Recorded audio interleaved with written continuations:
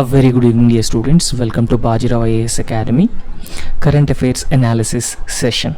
So in this session we have some very important current affairs topics, and one by one we'll try to discuss all these important topics in a very detailed manner. And the first topic is the State of Social Protection report that has been published by World Bank. And remember that these reports and indices are very important for your prelims examination, because every year at least one question is asked from these reports.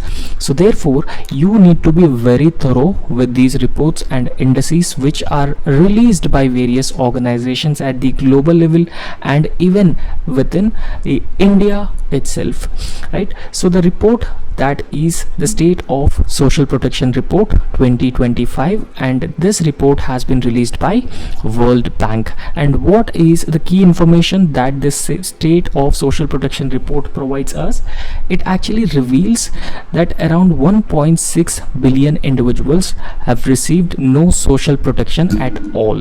Now, what does social protection means? Social protection essentially includes job security, pensions, insurance. So all these different things comes under the social protection measures. So these social protection measures are also called as the safety nets that the government provides, or not just about the government, even in the private sector also individuals have given the social protection. Particularly this can be seen in the formal sector only.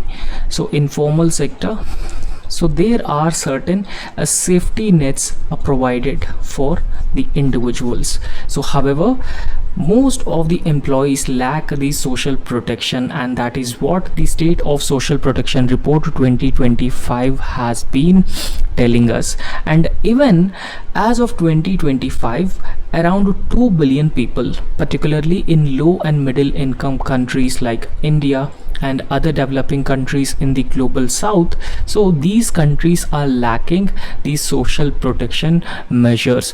For example, if I can tell you, a country like India, where around 85 to 90% of its population are concentrated in the informal sector or unorganized sector. So the chief characteristic feature of this unorganized sector is lack of social security, lack of social protection. And this is what the World Bank State of Social Protection Report has highlighted. Countries such as India, which are considered as low and middle income countries, are failed to provide social security or social protection for the people. But on the other hand, the advanced economies are the countries which are in the global north, and these advanced economies are able to provide adequate social security and social safety nets for the people and even the employees. So this is what the State of Social Protection Report 2025 has been highlighting, and this report has been emphasizing on the urgent need for reforms to address these critical gaps and improves the lives of the poor. Now, as I have already told you, what exactly is a social security, social protection? For example, a job security for an individual, and apart from job security, providing pensions after retirement, providing insurance including the medical insurance. So all these comes under the social security or social safety nets. But low and middle income countries, these social safety and protection nets are absent for the employees and people at large. So therefore this particular report has been highlighting there is an urgent need for the reforms to address these gaps. However, countries like India can bring in the labor reforms, the necessary labor reforms, and these labor reforms can extend adequate social safety nets for the labor force. However, in India we have already brought in 4 different labor codes. So 4 different labor codes, and one of the labor code essentially deals with the social security and social safety nets. However, a much more needs to be done when it comes to providing social protection to the existing labor force, and this is the same scenario in most of the low and middle income countries where the maximum number of employees or people are lacking the social protection, and that is necessary to absorb the shocks such as COVID-19 pandemic, where many number of people were pushed back into the poverty cycle. However, if they have the social security or social protection, they would be protected from the social, economic and the political shocks, right? So now we have understood that the state of social protection report is released by the World Bank. However, what are the other reports that the World Bank releases apart from this single report? And one most famous report that is released by the World Bank is ease of doing business. And in fact, ease of doing business is one of the flagship report released by the World Bank, which actually categorizes, which actually ranks countries based on the business climate of a particular country. And in fact, India has been performing very well in ease of doing business index. And secondly, a World Development Report is also released by World Bank.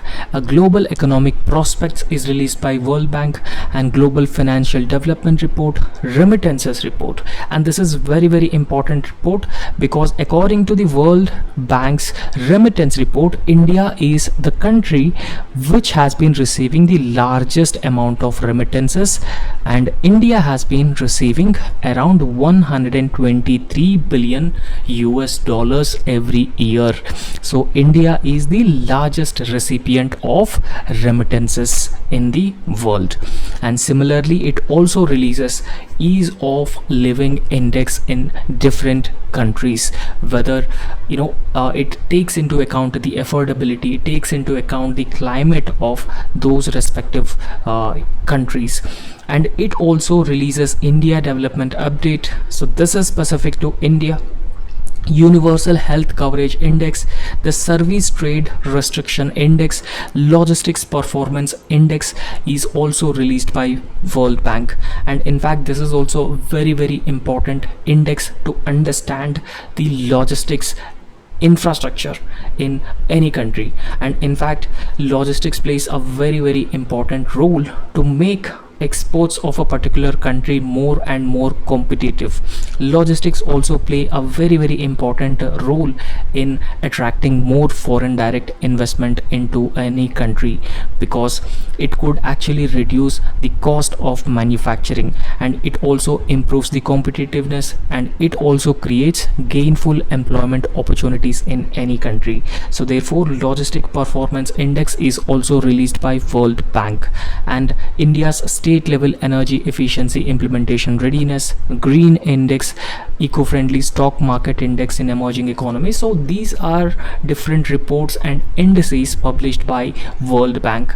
And apart from releasing all these different indices, World Bank also provides sustainable financing for a number of projects which aimed at generation of renewable energy, which aims at infrastructure development, poverty alleviation, gender equality, and the climate resilience. So for all these different projects, World Bank also provides sustainable financing to different countries. So I hope you have understood. But one thing that you should remember here, the State of Social Protection Report 2025 is released by the World Bank. So there may be a chance of a question coming from that particular topic. And another very important topic is recently domic acid crisis. There is a climate crisis on the coast of California. So this is very important, because there are instances of asking questions about the environmental crisis, climate crisis, which are taking place in different parts of the world. So therefore, we will understand what is this domic acid and how it has led to an environmental crisis on the coast of California. This is very important. Recently, what has happened is that an environmental crisis has took place in the coast of California, because on the coast of California, an algal bloom primarily driven by the neurotoxin domic acid, right? So algal blooms appeared on the coast of California, and these algal blooms have released a neurotoxin called domic acid, and this has caused the sea lions, you can see this, these sea lions to exhibit a more aggressive behavior towards the human beings. So we will understand this in a very detailed manner. And in fact, so what has happened is that, a domic acid is actually released by the algal bloom, right? So since it is released by the algal bloom, and it is considered as a potent neurotoxin, right? So this is a potent neurotoxin, and it is produced by an algal bloom called Pseudonetzkia. So Pseudonetzkia is a diatom algal bloom that produces this harmful neurotoxin called domic acid. However, the problem is that this particular domic acid is accumulated in the marine food chain over a period of time. So this harmful neurotoxin is accumulated in marine food chain, right? So it has entered into the marine food chain from one organism to another organism, right? So ultimately, the very same neurotoxin called domic acid, when it is entered into the seals, when it has entered into the sea lions, so they started behaving much more aggressively and even harming human beings on the coast of California. So this is what happened actually. And in fact, so when the algal bloom releases a neurotoxin called domic acid, a small fish ingests the toxin, and the toxin over a period of time, it moves up the food chain from one trophic level to another trophic level. And here we should understand two different concepts. One is biomagnification, and other concept is bioaccumulation. Biomagnification and bioaccumulation. So these are two very important concepts that we should try to understand here, because this neurotoxin, it has accumulated and it has also magnified from one trophic level to another trophic level, and that has led to seals exhibiting a more aggressive behavior towards the human beings, right? So now understand this. So under the right conditions, a certain algae or algal blooms, they release a domic acid. So domic acid here is a neurotoxin, and domic acid accumulates in the shellfish, which are consumed by a species like fish, birds and marine mammals. So they consume these shellfish, and after that the toxins started attacking the nervous system of the animals, and it can even cause amnesic shellfish poisoning in people, right? So this is what happened, and that has led to sea lions having or exhibiting a more aggressive behavior towards the human beings. Now, as I have already told you that what exactly is a bioaccumulation and biomagnification. So here we would take a toxin. Okay, so toxin or neurotoxin, domic. Now bioaccumulation in the sense that, imagine that this is a fish, and over a period of time this fish consumes the existing a toxin infested food, over a period of time this toxin accumulates in the fish species, right? So you can see here, when time increases, the amount of accumulated toxin also increases among the fish species, and this is what is called as the bioaccumulation. And in fact, the bioaccumulation is one of the key concern, how toxins have been entering into the species including human beings, which has been causing the loss of lives, which has been causing numerous health problems for the human beings, and even the extinction of various species as well. So I hope you have understood what exactly is a bioaccumulation and what is a biomagnification. So biomagnification actually means that, for example, one species consumed toxin, however, at the higher trophic level, so carnivorous species, there are some carnivorous species. So at the higher trophic level, so these carnivorous species consume either a multiple herbivorous species. So multiple herbivorous species have a different degrees of toxins. So ultimately the toxin level in the higher trophic level species increases. This is what is called as biomagnification. From one trophic level to another trophic level, the toxin has been increasing. The total amount of toxin has been increasing from one trophic level to the another trophic level, and that is what is called as biomagnification, right? And a clear difference of bioaccumulation and biomagnification has been provided. Now remember, in environment, bioaccumulation and biomagnification are two very important terms, and there may be a question on both biomagnification and bioaccumulation. So bioaccumulation, as I have already told you, it is the gradual accumulation of the substances such as toxins, pesticides, chemicals in the living organisms. So over a period of time, chemicals gradually accumulate in the bodies of the species.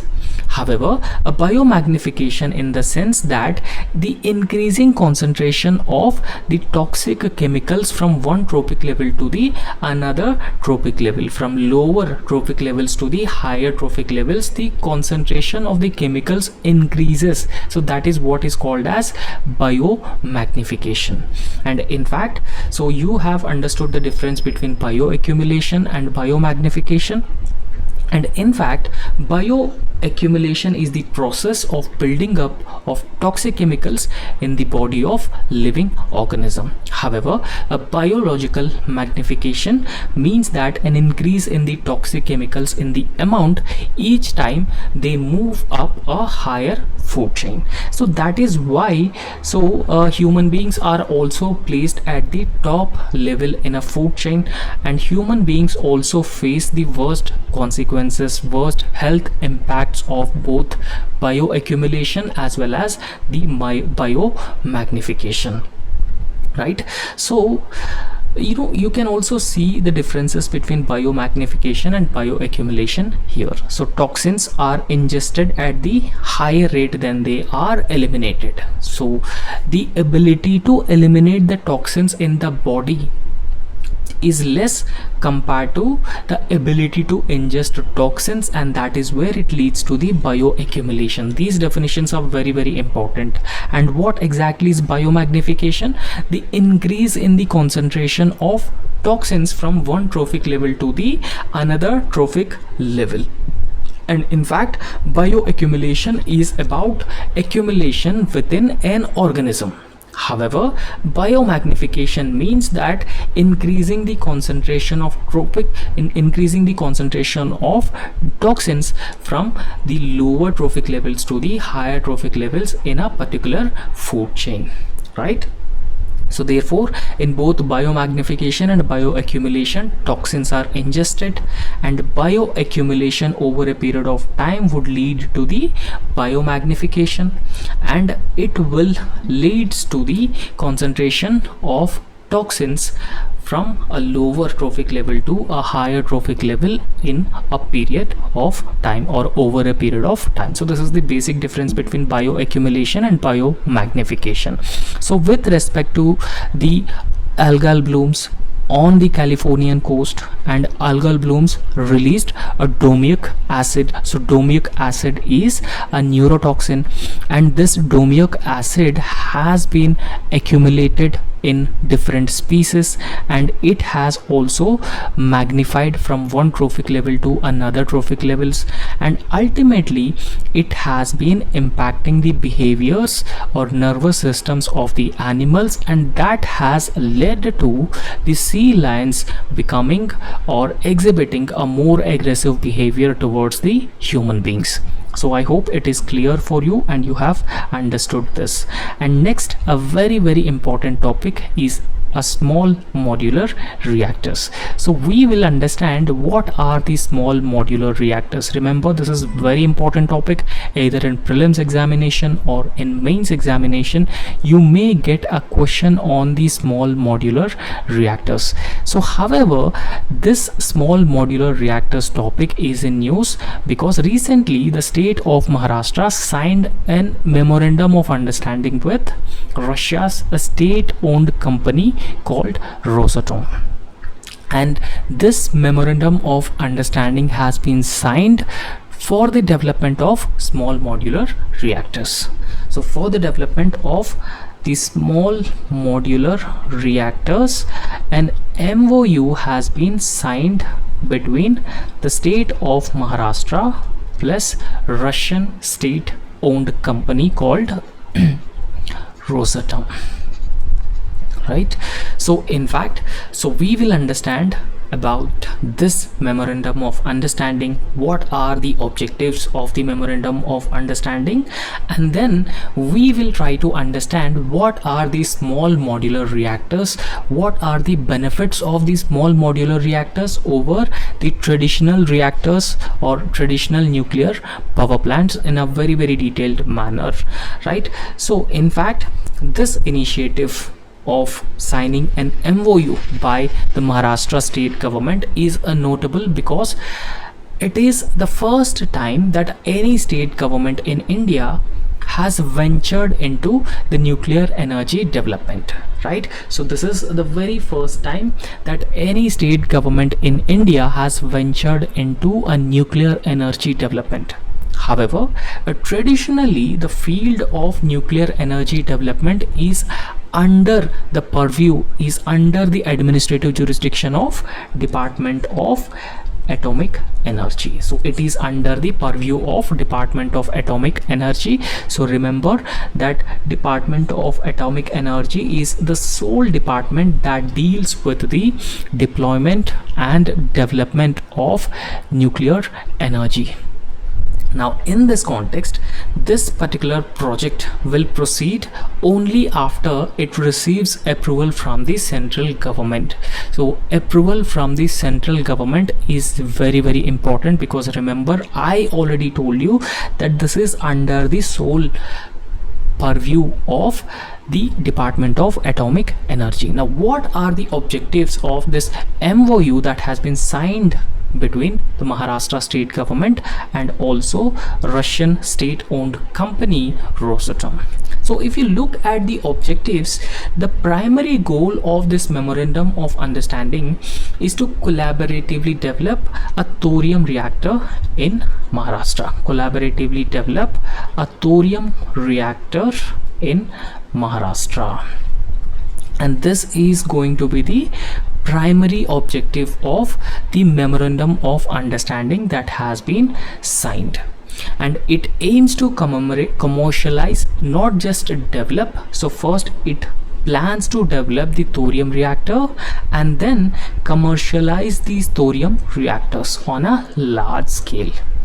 Commercialize these thorium reactors adhering to the safety standards set by the Atomic Energy Regulatory Board. So Atomic Energy Regulatory Board in India set standards for the reactors, for the nuclear reactors, right? So this memorandum of understanding focuses on developing a thorium reactors. So remember, I would like to tell you one thing here.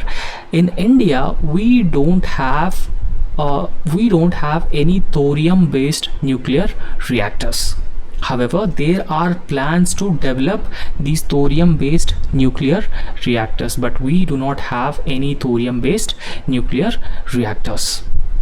Apart from that, in India, the Atomic Energy Regulatory Board set standards for the nuclear reactors development and deployment. However, this MOU focusing on development of thorium reactors and then the commercialization of these thorium reactors adhering to the standards set by the Atomic Energy Regulatory Boards in India.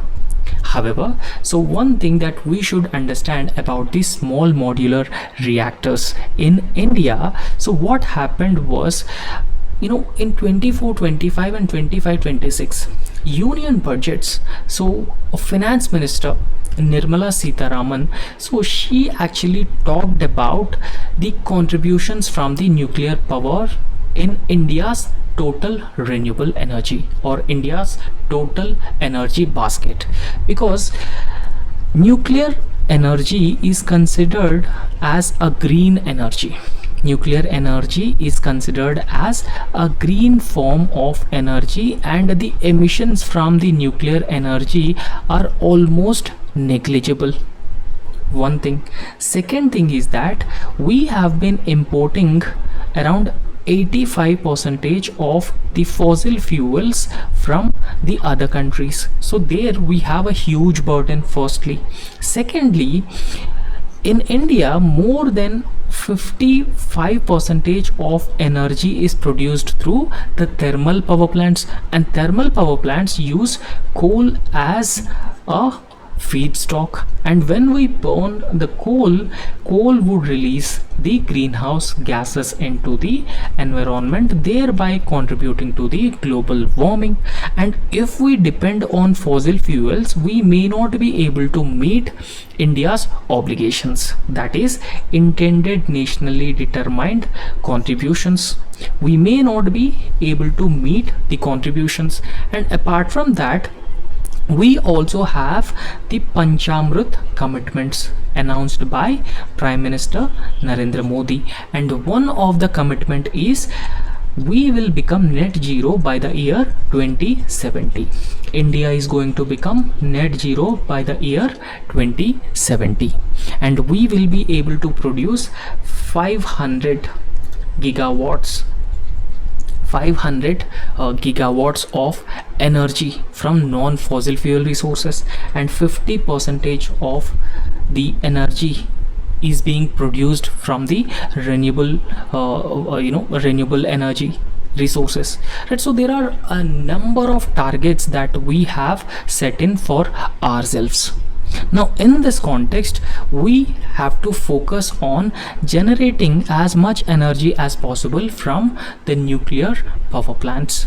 However, the total contribution of nuclear energy to existing energy basket in India is also very, very less, and the total operational nuclear power plants in India are also very less.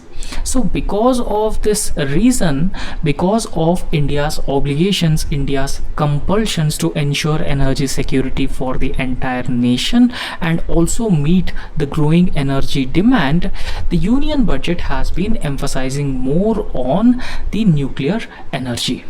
And that is being evident from union budgets talking about the potential of nuclear energy in the consecutive budget announcements. And in fact, a new mode of nuclear power production or nuclear power generation is a small modular reactors. So as of now, we have a traditional nuclear power reactors which are large, which are huge, which are considered as a traditional or a conventional nuclear power plants. But another mode which has been emerging, which is also having a lot of potential to address the existing energy security security issues for a country like India is a small modular reactors, right? So small modular reactor is a promising technology, and in fact they are a small in scale and they are also flexible. This is another advantage of the small modular reactors, and the small modular reactors are very easy to build.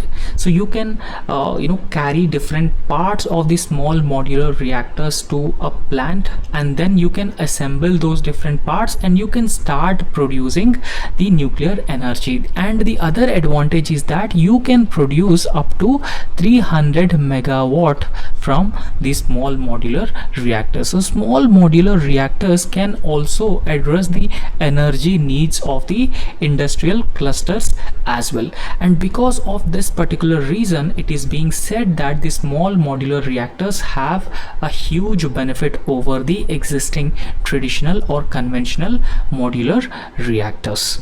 And here you can clearly see that what is a small modular reactor.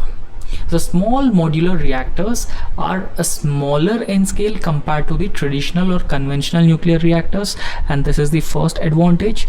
And modular means they can be pre-assembled in factories and transported to the site for a very quick installation. So installation would be very quick, and once they are installed in a quick manner, so they can be used to produce energy in a smaller scales, and they use a nuclear fission to produce energy. Because of all these advantages, now countries like India have been focusing on developing the small modular reactors over the large nuclear power plants.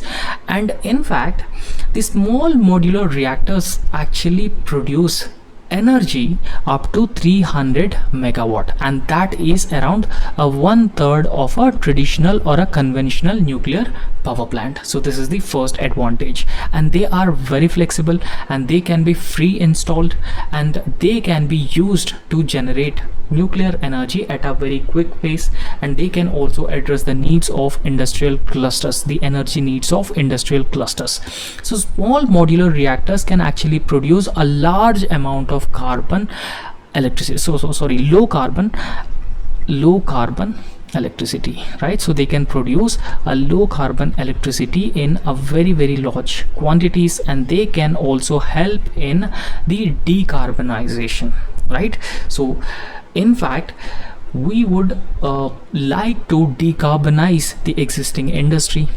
We would like to decarbonize the energy generation from the thermal power plant. So therefore it certainly helps in generating the low carbon electricity, right? So here the large conventional reactors, they can produce around 700 megawatt to 900 megawatt. A small modular reactor, it can produce 300 megawatt of energy.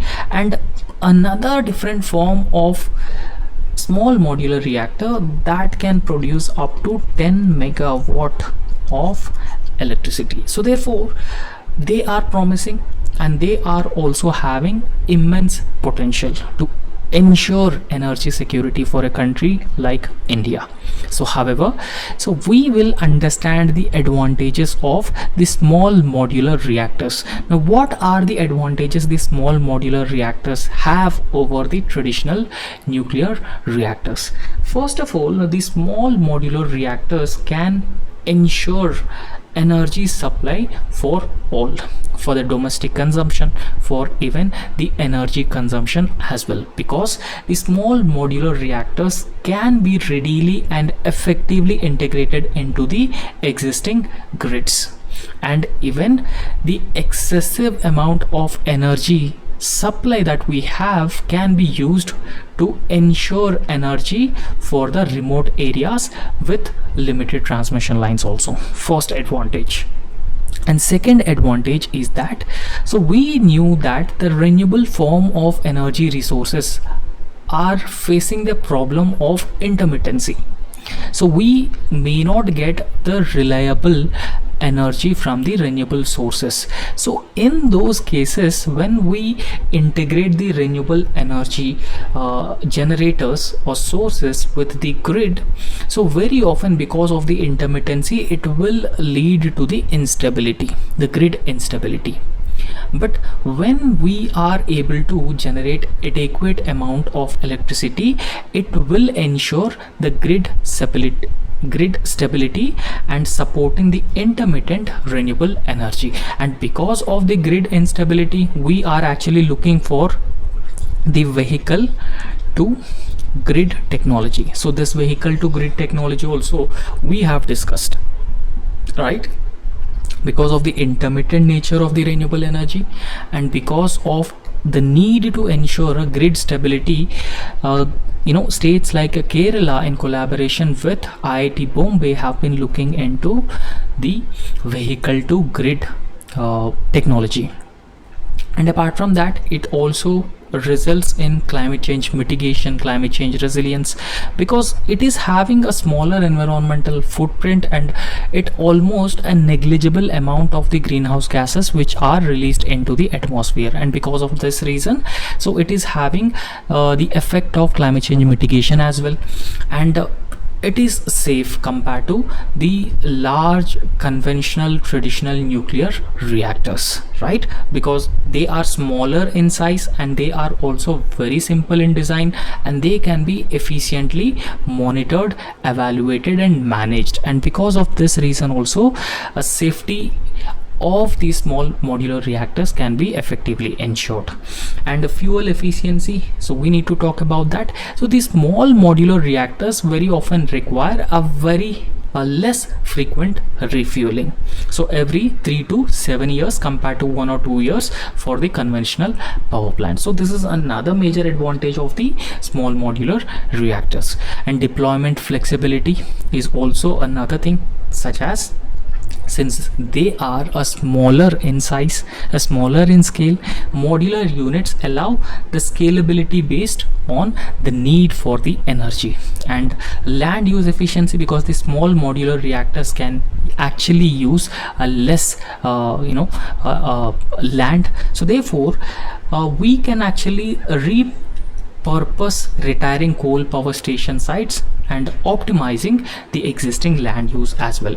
So it is also environment friendly because it just uses 30 to 60% less water compared to the traditional nuclear plants. So these are all the advantages. And if you're asked a mains question on this, so you need to mention all these different points in your answer to make it more and more impactful. And another important topic is about the Sudan's crisis. So this is also very, very important topic in the examinations. So it is being asked that a particular place, a particular location or a region is from which of the following countries. So such type of questions are also asked.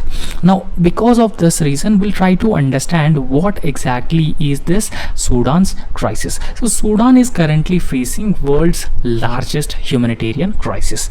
Now understand, Sudan is an African country.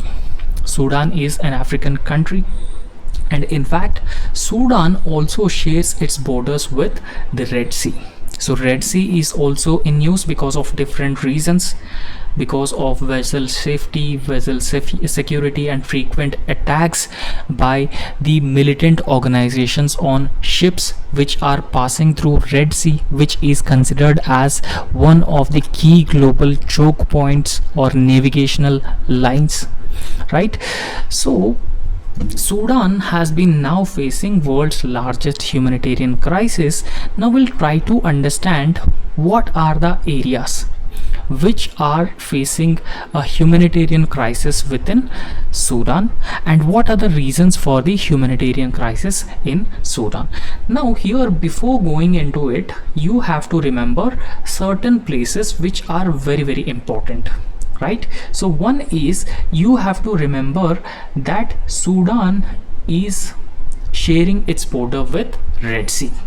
it has been sharing its border with Red Sea, and apart from that, Sudan is also sharing its border with another country which is also sharing its border with Red Sea, so that is Eritrea. And on the north, it is sharing its borders with Egypt and Libya and Chad also, right? So, and the South Sudan as well, and Central African Republic. So these are the countries with which Sudan has been sharing its borders. Second thing is that there are some areas. One is the Darfur region. So this Darfur region also belongs to this Sudan. And secondly, Khartoum is the capital city of Sudan. So Khartoum, Darfur, and Nuba Mountains, and similarly Nile River also passes through Sudan. So these geographical features of Sudan are very important, so you should remember this, right? So the reason for the humanitarian crisis in Sudan is because of a civil war, and this civil war in Sudan began in 2023 April.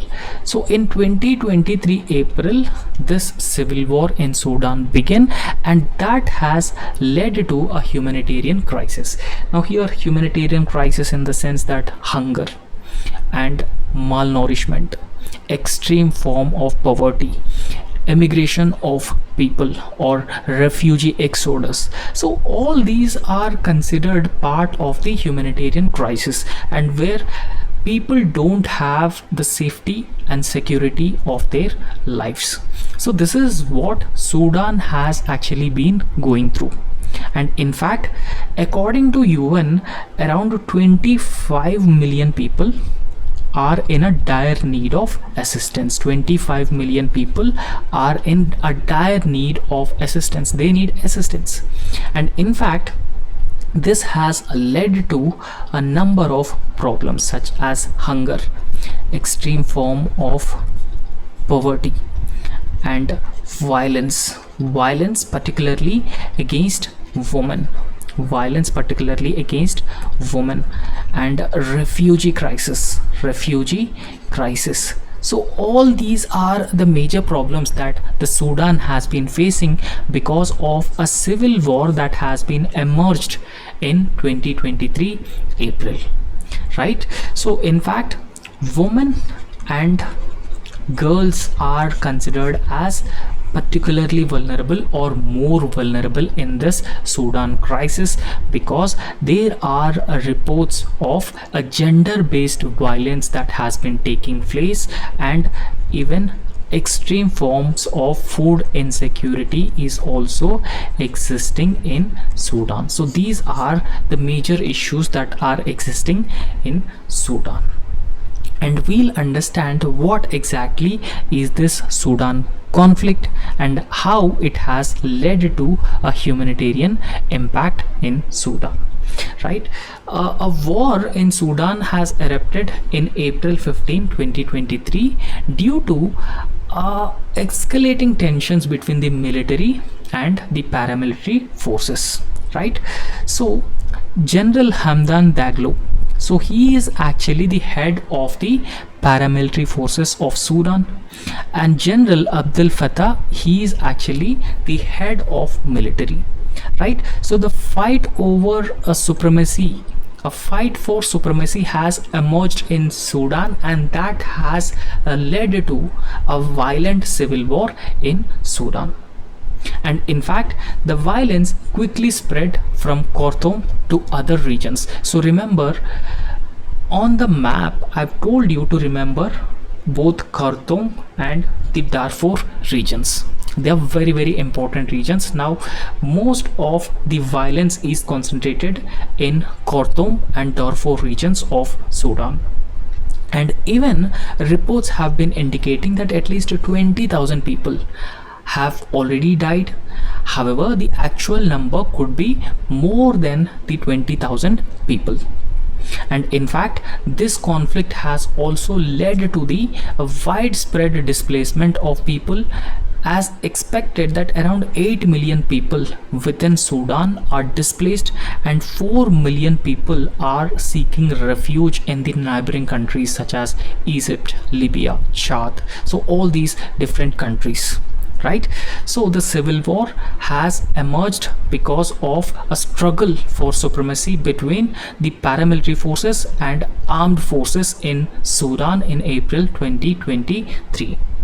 However, it has led to a large-scale humanitarian impact in Sudan because a humanitarian situation is catastrophic, and famine was first confirmed in August 2024 in Jamjam camp in North Darfur, right?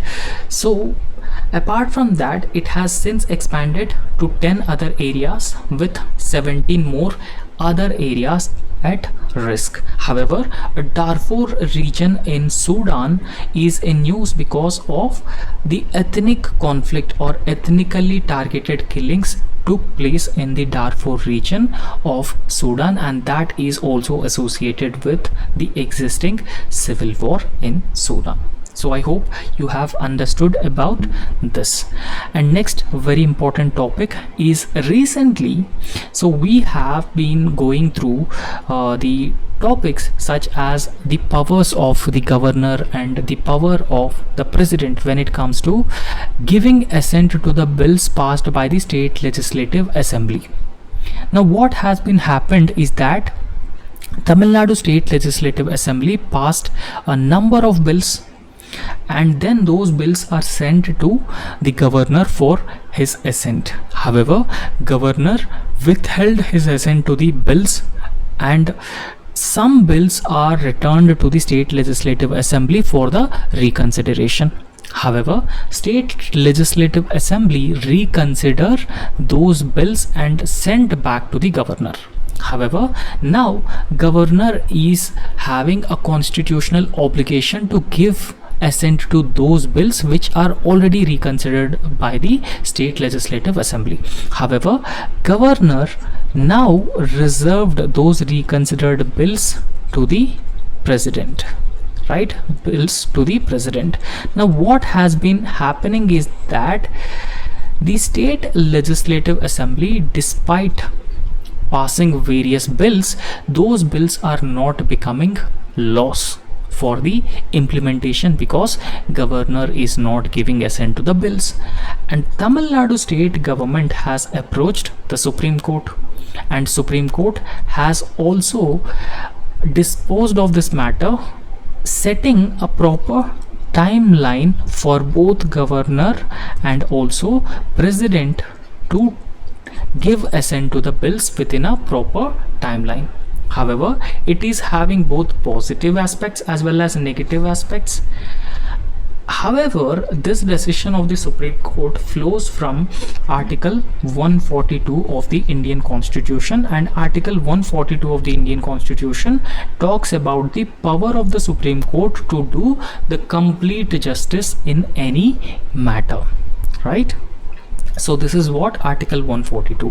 So however, in recent times there are number of states which believes that the center has been concentrating more and more powers, and the center attempts to concentrate more and more powers is against the federal features of the Indian Constitution, is against the federal character of the Indian Constitution, because center has been arbitrarily taking away the powers of the states. For example, the GST and even the agrarian laws that the center has brought in, and apart from that the one nation one election. So all these trends are being viewed as center is concentrating most of the powers, because concurrent list and the union list and concurrent list and central list having more subjects, and center is having more powers over those subjects, and residuary powers are also given to the center. So because of this particular reason, recently what happened is that there is an opposition from the states in southern part of India, particularly states like Tamil Nadu. So recently what Tamil Nadu has done, so Tamil Nadu Chief Minister MK Stalin has announced formation of a high level committee. So this committee will review the center and state relationships in India, right? So what is the present status of center and state relationship in India, and what are the constitutionally guaranteed powers and rights given to the states, and how centralization of powers is going to affect the federal distribution of the powers between both center and states. So it is going to look into these different aspects. Now earlier also there was another famous committee that was established by Tamil Nadu state government under Chief Minister C.N. Annadurai, that was the Rajamanar committee. And when we talk about when we read the center state relations, we actually read some important committees such as Sarkaria Commission, Punchi Commission, Rajamanar Commission. And Rajamanar Commission was also set up by the earlier Tamil Nadu government under the leadership of Chief Minister C.N. Annadurai. Similarly, now Tamil Nadu Chief Minister M.K. Stalin established a high level committee that actually reviews the center state relationship, right? So and this committee is Justice Joseph Kurian Committee. And in fact, so these are the different committees which are established to look into the center state relations. Administrative Reforms Committee, First Administrative Reforms Committee, Second Administrative Reforms Commission, and Rajamanar Commission, Sarkaria Commission, Punchi Commission, Venkat Challaya Commission, and even National Commission to Review Working of the Constitution. So these are different commissions which actually look into the constitutional distribution of powers and the center state relationships.